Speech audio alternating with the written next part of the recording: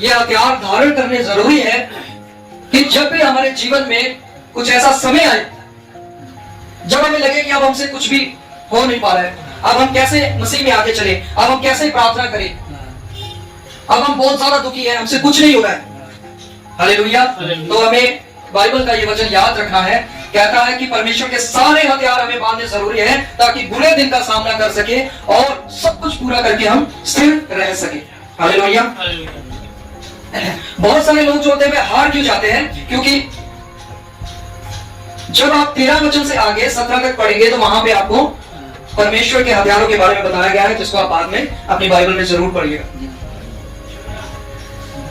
लोगों के पास मैं सिर्फ एक जो हथियार है उसके बारे में बात करूंगा, विश्वास का हथियार। हालेलुया। विश्वास के हथियार के बारे में बाइबल क्या कहती है कि वह एक विश्वासी की ढाल है, विश्वास की ढाल। हालेलुया।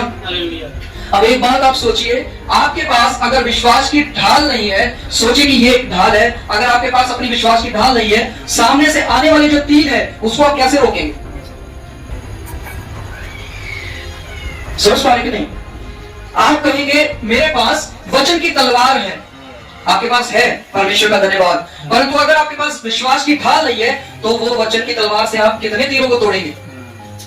कहां ना कहां तो वो तीर आपको लगेंगे और आपके हृदय में घुसाए जाएंगे, क्योंकि शैतान कहां वार करता है? आपके मन पे, आपकी बुद्धि पे, आपके समझ पे काम करता है। हालेलुया। दुष्ट आत्माएं कहां काम करती है जी? लोगों के हृदय पे, लोगों के मन पे काम करती है, वो उसी में तीरों को घुसाते हैं। हालेलुया। तो कई बार विश्वास की ढाल ना होने के चक्कर में लोग अपने आत्मिक युद्धों को हार जाते हैं। जब आपके पास विश्वास की ढाल होगी तो सामने से अगर कुछ बुरा आता जाएगा तो जो ढाल है वो तीर वहीं तक रुक जाएगी, वो ढाल आपको कवर करके रखेगी और आपको कुछ भी महसूस नहीं होगा। हालेलुया। अगर आपको दुख लग रहा है किसी की बात का, अगर आपको हर्ट हो रहा है, तो मैं आपको कहूंगा कि हमें जरूरत है कि हम और ज्यादा विश्वास में बढ़े, और ज्यादा हम प्रार्थना में बढ़े, और ज्यादा हम वचन में बढ़े, और ज्यादा हम परमेश्वर के इस हथियार का हम ध्यान करें, इसको धारण करें। हालेलुया। तो जब हथियार नहीं होंगे तो आप तीरों का सामना नहीं कर सकते। सामने वाला जो युद्ध करने वाला है, जो आत्मिक सेनाएं हैं, उनके पास ढेरों तरीके के हथियार हो सकते हैं और वह युद्ध करने वाला हो सकता है कि आपसे तगड़ा हो, पर आपको उससे भी ज्यादा तगड़ा होना है। मैं ये नहीं कहूंगा कि कोई गिर नहीं सकता। बाइबल कहती है धर्मी जन 7 बार भी गिरेगा तो उठ खड़ा होगा, परंतु दुष्ट लोग जब गिरते हैं तो वो पड़े ही रहते हैं। जो दुष्ट है उसकी निशानी क्या है कि वो पड़ा ही रहेगा, वो उठेगा नहीं उसमें से। हालेलुया। और जो धर्मी व्यक्ति है वह गिर भी जाएगा तो भी उठ जाएगा। हालेलुया। तो शैतान जो है कई लोगों पर हंसता है, शैतान दुष्ट आत्माएं लोगों पर हंसते हैं जब वह अपने प्लान्स में, अपनी युक्तियों में कामयाब होने लगते हैं।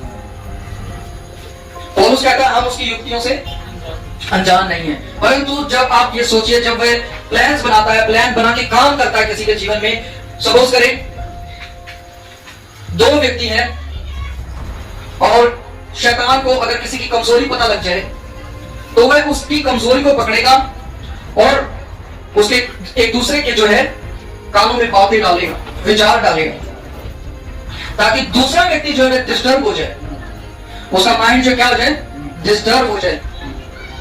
समझ रहे? वह ओवर थिंकिंग में चला जाए, फिर वह और विचार डालेगा, और विचार डालेगा, और विचार डालेगा।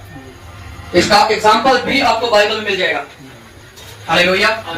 जब हम हवा को देखते हैं, पहले उसने एक विचार डाला, उस विचार को हवा ने ले लिया, बाद में दूसरा, तीसरा, चौथा, बार बार शैतान उससे बात करता रहा और विचार डालता गया। जैसे ही वो ओवर थिंकिंग का शिकार हो गई, क्या हुआ वहां पे? उसने फल को तोड़ा और खा लिया। समझ रहे? तो दुष्ट आत्माएं ऐसे काम करती हैं। तो अगर किसी की कमजोरी उनको पता लग जाए तो उसकी कमजोरी को वो पकड़ेंगी और फिर सोचो एक व्यक्ति है जो छोटी सी बात पर हर्ट हो जाता है, अब वो ऐसे व्यक्ति को खड़ा करेगा कि सामने वाला कोई ऐसी ही बात बोले कि इसको थोड़ी सी बात में ही दुख पहुंच जाए, और फिर वह उसी बात को दिन रात लिए रहेगा और उसके पूरा दिन और पूरी रात जो है उन्हीं बातों में निकल जाएगा। वह कौन सी बातों में?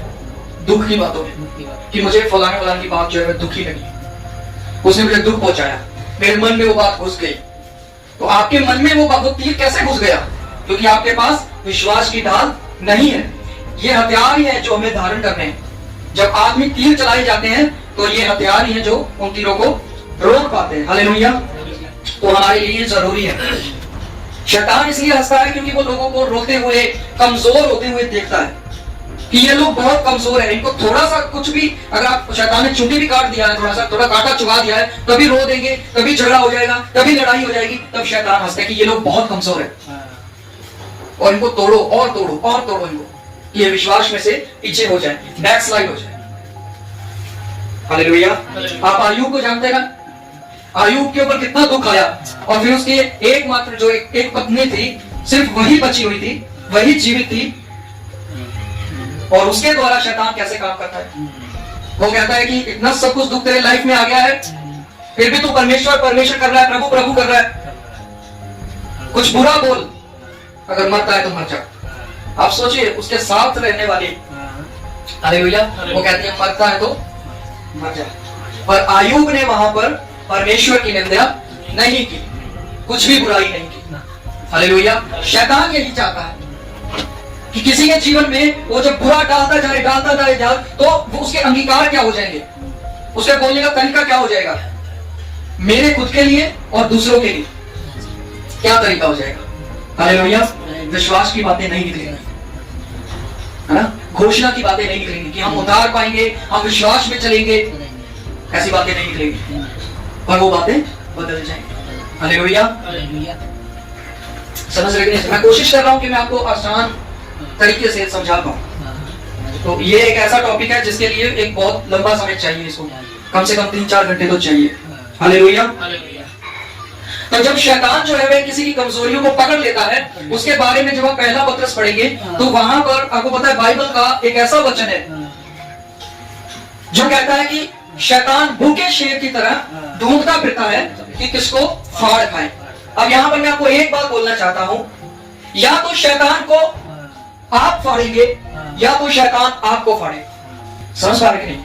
मैं सीधी और सिंपल बात आपको बोल रहा हूं, या तो शैतान आपको मारेगा, और वो मारेगा नहीं, बाइबल नहीं बोलती कि वो मारेगा, वो बोलती है कि वो फाड़ेगा, एक एक चीज अलग करेगा, एक एक चीज। हालेलुया। और कैसे अलग करेगा? आप देखिए, कुछ ऐसे जानवर भी होते हैं कि वो अपने शिकार को मारते नहीं है, वो जिंदा ही उसको खाते हैं और उसके टुकड़े कर करके खाते हैं। सेम उसी तरीके से जब एक जीवित इंसान के टुकड़े होंगे तो आप खुद सोचिए कि उसको दर्द होगा या नहीं होगा। तो यही दर्द दुष्ट आत्माएं और शैतान देना चाहती है, यही दर्द देना चाहती है, ताकि उनको दर्द पे दर्द मिलता रहे, उनको पता भी ना लगे कि शैतान फाड़ रहा है।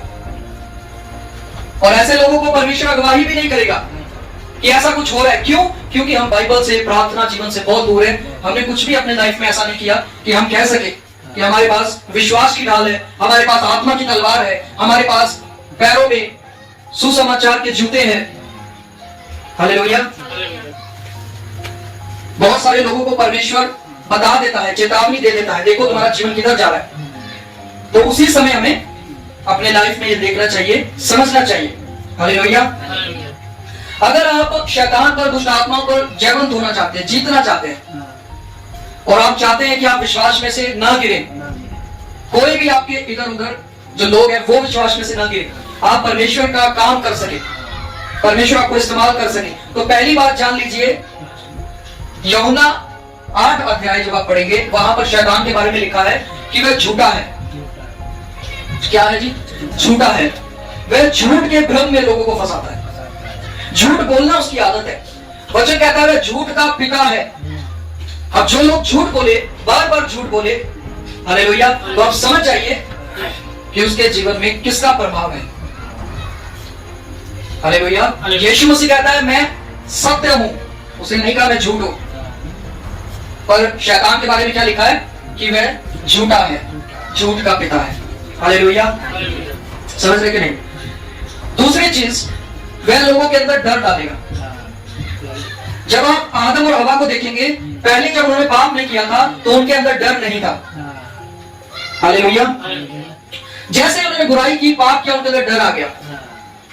और नए नियम का वचन क्या कहता है कि मैंने तुम्हें डर का आत्मा नहीं दिया, सामर्थ का दिया है यानी शक्ति का, संयम का दिया है यानी सेल्फ कंट्रोल का, और प्रेम का आत्मा दिया है यानी मेल मिलाप का। हालेलुया। और अगर ये तीनों चीजें आपको ना दिखे और सिर्फ डर दिखे तो आप समझ जाना वहां पर किसका प्रभाव है। हालेलुया। ठीक है। और जब आप समझ जाते हो ना कि किसका प्रभाव चल रहा है तो आप और ज्यादा प्रार्थना करेंगे, और ज्यादा परमेश्वर के हथियारों को धारण करेंगे, और ज्यादा आप वचनों में बढ़ेंगे। हालेलुया। बहुत सारी चीजें बिना उपवास प्रार्थना के दूर नहीं होती। यीशु मसीह ने यह भी क्लियर किया है। यीशु कहता है बहुत सारी चीजें ऐसी हैं जो उपवास प्रार्थना के बिना नहीं जाती, नहीं दूर होती। इसका मतलब हमारी लाइफ में अगर हमें आत्मिक जीवन में और ज्यादा सामर्थ्य पाना है तो हमारे लिए उपवास जरूरी है। परमेश्वर की आवाज सुनना है तो उपवास जरूरी है। हालेलुया। वचन पढ़ना जरूरी है।